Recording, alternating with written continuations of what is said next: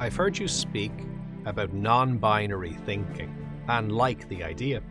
Can you say some more about what it is and how to practically apply it? So thinking in many ways is a bit like software that runs on a computer. The mind is quite a computational system, and like a computer, it does sometimes things it's programmed to do, and that mightn't be your first choice. You know, we've all had that experience where sometimes our computer is really helping us, or our device is really supporting us.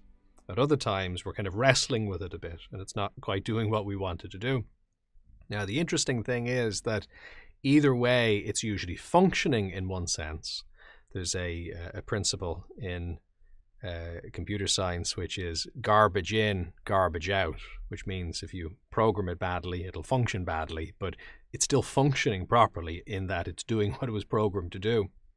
So mind is quite a bit like computers in that way, because mind gets programmed as you go through life with all kinds of stuff. And what mind is in many ways is kind of an open source system where loads of people stick different bits of lines of code in, parents and friends and teachers and society and all sorts of people, advertisers, all just putting in bits of code. So it's a wonder we're as stable as we are in many ways, because there's a lot in there. But gladly, our mind tends to do a pretty good job of synthesizing different ideas together and creating something that emerges from that. But the point is, it mightn't always be functioning in quite the way we'd like it to function. So it's good to note that. And the main thing is to recognize that you're not limited or defined by your thoughts. That's a starting point, but it's only a starting point. It's your basic template. You can go from there. You can upgrade, modify, change in whatever way you wish. So, binary and non-binary thinking. Sometimes what happens is, as the mind tries to label things and to understand things, to make sense of the world, it uses overly rigid categories for things. So it tries to put things in boxes, in other words, yes or no, this real kind of binary division. And the term binary in terms of computer science is literally ones and zeros. So you get a 1 or a 0. And the reason it functions that way, at least traditional computing, is because little switches in the computer are turned on and off. And these little circuits are either active or not, and that equates to being activated or not activated. It's a little bit like how neurons work in the brain. Now, it's much more sophisticated neurologically what happens, because there's not just the activation of neurons, but there's other neurotransmitters being released and a variety of other things happening. But neurons have what's called an action potential, which means if they're stimulated enough, they fire, and if they're not, they don't. So that's a little bit like the ones and zeros in a computer. But again, vastly, vastly more complicated when we're talking about human biology and how it functions. So categorically then, when we're trying to categorize things and put them in boxes, sometimes the mind can be a bit binary. Why? Well, often because I think that's just a simple way of thinking. It's kind of easy to ask yes or no questions. They're a kind of a simple form of information gathering, like tick boxes in a form, which is easy to understand and therefore easy to work with. And when we're trying to make quick judgments, kind of rule of thumb judgments, it can be kind of handy to put things in boxes like that. But of course, the problem with that approach is you'll often lose a lot of resolution. You'll lose a good bit of detail, because you'll have to kind of squash things to be able to put them in those boxes. You will have to ask questions like, are you for something or against something? Now, why does it need to be either of those two options? You can, maybe be somewhere in the middle, or you can have a different view on it, or you can be for it in certain circumstances, but not others. And you've probably had this experience where you try and fill in a badly written form, and they kind of force answers on you, and you go, but my answer doesn't fit there or there. That's not how I think. So, it feels uncomfortable then. And what do? Do you just not fill it in, or do you kind of fill it in but go with the least worst option and try and squash your opinion into a box it doesn't really belong in? So that's the kind of thing that sometimes our mind will do. Now, if you're aware of that, that's great, because the problem is sometimes we're not aware of it. And, we'll say things like, am I happy or am I sad? As if they were the only two options, when instead it can be a bit more varied. One way I like to think about this is, if you remember with email accounts online, some of the old email systems just had folders you could put an email in. And if you had an email and you put it in a particular folder, it could only be in one folder or another folder. So if you wanted it here, you had to take it out of there, and vice versa. You'd have to remove it. But then they developed things like labels. And labels were a bit like folders, because you could still put it in essentially what looked like a folder, and it could be like work or personal, etc. But the difference with labels is you could have multiple labels on an email. So an email might be something that is to do with work, but it also might be something that's to do with a to-do list that you have, and you're going to label it with that. There might be a date that you label it with as well, and so on. And that's the way things work in the real world. You can't necessarily just put them into one box and they don't relate to anything else. They can't just be put in a silo like that. Often there's multiple tentacles that reach into the world, and it's important to be able to appreciate and take into account that happens. And if we don't do that, our thinking gets a bit clunky and we can lose out on things. And a day-to-day function of how the mind works here is that sometimes our system can snap to. And what I mean here is, if you use computer systems, particularly graphic design programs, sometimes they have a kind of a grid. So if you're moving something, it'll bring you to a particular point on the screen. And that just keeps things kind of neatly lined up. And it looks nice to keep things neatly lined up. But sometimes the real world's messy. So if you have a grid that you're snapping to, you're maybe losing out some of the nuance of what's actually happening. A bit like when you see one of those tourist maps, which is a very, very simplified version of the downtown area of a city, typically, something like that. And what they do is they kind of remove streets, and they make some things bigger and others smaller, and they just make it roughly work. And it's rather useful as a kind of a simplistic representation of the city, because you have a rough sense of what's where, and it leaves out a lot of information that you might need. But if you do need that information, you're in trouble, because it's not there or it's not accurately represented, and that can be an issue.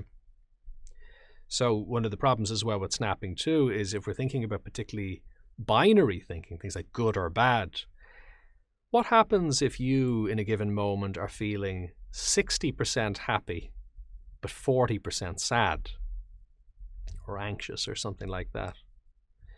Well, you might be tempted to say that, well, I'll probably notice that I'm 60% happy, and maybe that's what I'll think about because that's the majority. But not necessarily, because there are a number of things, anything that involves danger or self-protection, our perceptual system has a tendency to amplify those certain things and to expand them so that they really fill a lot more of our awareness than they otherwise might. And this is a kind of a safety and protective mechanism that we have for thousands of years of human development, that it's this idea of false positives, that it's better to fear something that turns out not to be dangerous actually at all than to not fear something that actually does turn out to be dangerous. And just from an evolutionary point of view, you can imagine how that might work. If you just say, it's probably grand, and it's not, well, you're not going to survive. You won't have children. You won't teach them about this, and there'll be no more of it. The people who are a little bit more cautious, who tend to say, well, I'm not sure about that. That could be dangerous. What's going to go wrong? That's actually adaptive, even though it might be unpleasant. You might feel a bit unhappy living your life that way. From a risk management perspective, it can keep you alive, at least in many circumstances.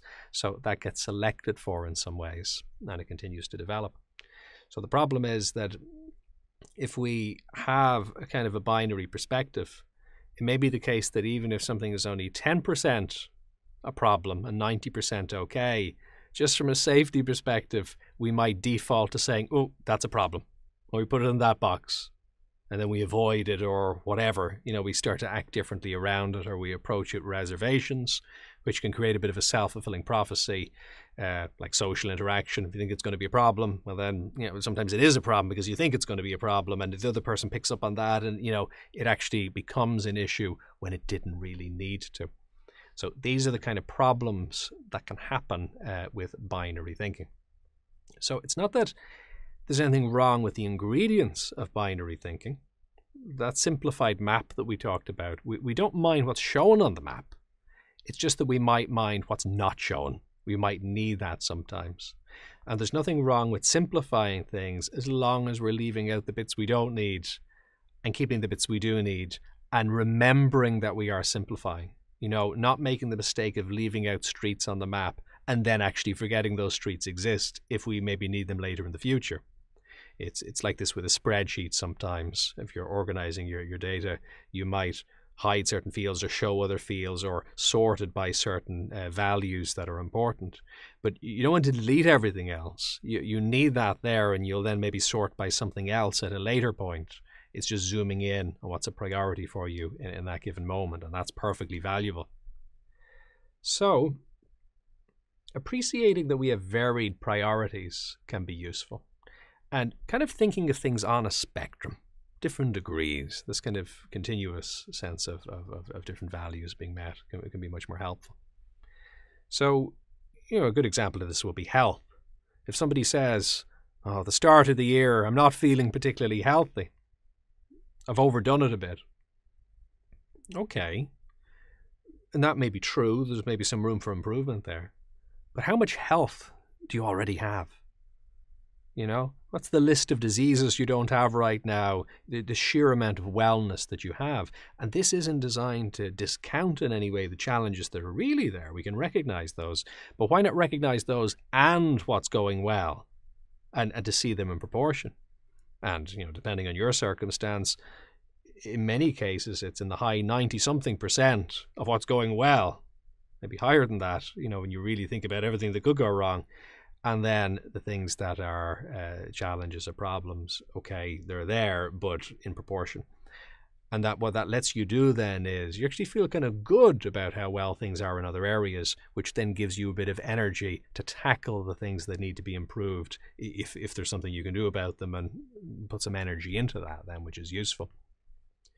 In a day-to-day sense, sometimes non-binary thinking is really nice in terms of achieving things, in terms of achieving goals. You might, for example, if you're trying to work a bit better with your anxiety, if you kind of say to yourself, well, I'm either going to be anxious or I'm going to not be anxious, I'm going to be relaxed. That's a very harsh divide. And the risk is that it's very hard to find those moments where you say, I am completely at ease, particularly if you're looking for them, because that itself creates tension. So instead, it might be nice to say, well, what would it be like to have a better relationship with anxiety, so that today I feel maybe 3% better in the way I work with the feelings. 3% better in the way I work with the feelings. So if I imagine what it was like yesterday, maybe that wasn't a good day, what would it be like to just maybe still have whatever feelings are there, but to feel 3% better about them? And that's interesting, because suddenly that seems a bit more doable. We kind of go, well, maybe the fact that I'm tensing my body right now, maybe I could get that 3% just by kind of loosening up a little bit. Maybe I need to talk to somebody. Maybe there's something else I can do, get support, etc. There's a number of things. And then it becomes a bit more manageable again. And you may well get more than the 3% just because you're approaching it with a sense of kind of a greater ease, a greater sense of possibility. And that's only because of non-binary thinking. Otherwise, you'd have gotten trapped in this rather intimidating prospect of, trying to get rid of all the anxiety or else nothing, because you're either anxious or you're not. And that's just a bit too rigid. It's a little bit too difficult. And we would do something similar as well if it came to fundraising. Fundraising, we presumably, if you were raising money for a charity or something, you know that it's not just having the total or nothing, because you'll get to the total via smaller increments, which will increase. And very often, particularly if it's one of these fundraisers on TV or radio, when other people see giving happening, they get inspired to give as well. So you get this kind of critical mass effect, this cumulative effect. It gets more powerful as it starts to increase. So emotionally, psychologically, something similar happens. When you're kind of engaged and you're carrying on and you're continuing, you're moving in that direction, you're making some progress, you know, your mind starts to get behind you a bit. You get a bit of a snowball effect going, and that can be really useful. Also very useful non-binary thinking when it comes to engaging with other people and society, and you know, our real terrible tendency as human beings sometimes to put people in a box and to say that, you know, this person is the other. You know, this person politically believes something totally different than me, so therefore they're terrible. This person has a different taste in music than me, so therefore they must be wrong. This person has a different background than me, a different culture, and so forth. And while, of course, there are going to be differences, and we want to respect and value those, and sometimes we are going to need to use judgment, you know, if people are doing things, if they're inclined to do things that aren't good for you or the world or others, we're going to need to be able to call those judgments.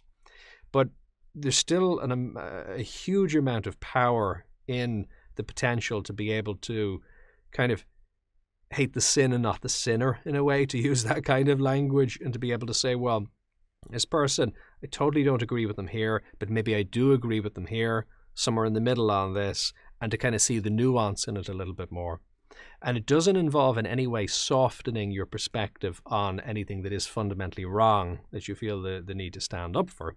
You still get to feel that way, maybe even more so, about those particular issues, but you just don't make the mistake of overgeneralizing it too much. So, you know, because otherwise, where do we end it? We don't like a person's perspective, so we extend that to the person's entire identity, past and present, but more importantly, future. So there's no room for redemption. Should we then assume their family is like that too? Assume the community is like that, their whole country, you know, and it gets very complicated at that point. So it can be more useful in terms of embracing non-binary thinking to just sort of let facts speak for themselves on a case-by-case basis, to like a thing or not like a thing. Again, we have to be practical. You're still, if there's a tendency of a lot of stuff surfacing within a particular person, you might need to, for your own safety and wellness, avoid that person, and that's completely okay. But even then, still recognizing that nuance is helpful, rather than allowing it to snap to the grid too much and losing that kind of finer grained resolution of thinking. Now that's just beneficial for everyone. It's beneficial for the other person because they're going to feel a sense of appreciation and value, that you can kind of see that nuance. If they have bad ideas, that empathy that you're able to offer hopefully gives them room to be able to outgrow those bad ideas in a way that's good for everyone. And also, just from the point of view of your own safety and preservation, because you're not generalizing excessively and putting ideas or people into boxes too much, that allows you to actually be safer, because you start to see the distinctions. It's a little bit like knowing your wildlife well, or knowing your jungle well, and kind of knowing what leaf is poisonous and what isn't. You're not just saying it's all bad, because if you do that, you're going to miss out on nourishment and nutrition and beauty that exists within it. But if you kind of can explore it in a little bit more depth, then you'll know what to avoid, what's medicinal and what's toxic, and everything in between. So there's some value in that as well. So huge topic area, but really, really important, and there is a lot to it. So do feel free to recognize that you don't have to be defined by your structures of thinking.